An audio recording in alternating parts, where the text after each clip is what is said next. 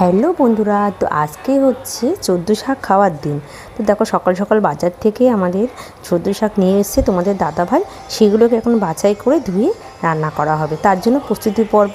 আর এদিকে চোদ্দো শাক রেডি করতে করতে আমি একটু চলে গেলাম ব্যালকনিতে বাজিগুলো একটু রোদে দেওয়ার জন্য।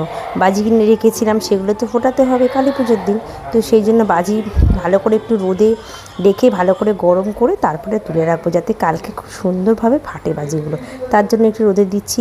আর এদিকে তার মাঝে আমার রান্না করা কমপ্লিটও হয়ে গেছে, আর বাজিগুলো আমি রোদে লাগিয়ে ভালো করে আমি তুলেও নেব।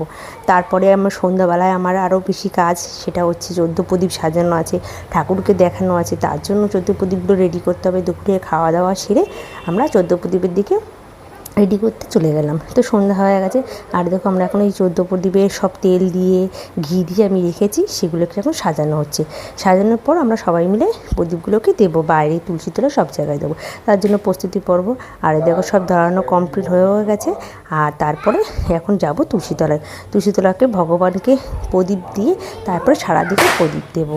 তার জন্য দেখো একটু তুলসীতলাতে মন্দিরে একটু প্রদীপ দেখানো হচ্ছে।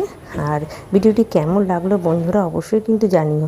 আর যদি ভালো লেগে থাকে অবশ্যই আমার চ্যানেলটিকে সাবস্ক্রাইব করে দিও, লাইক শেয়ার করতে কিন্তু ভুলো না বন্ধুরা।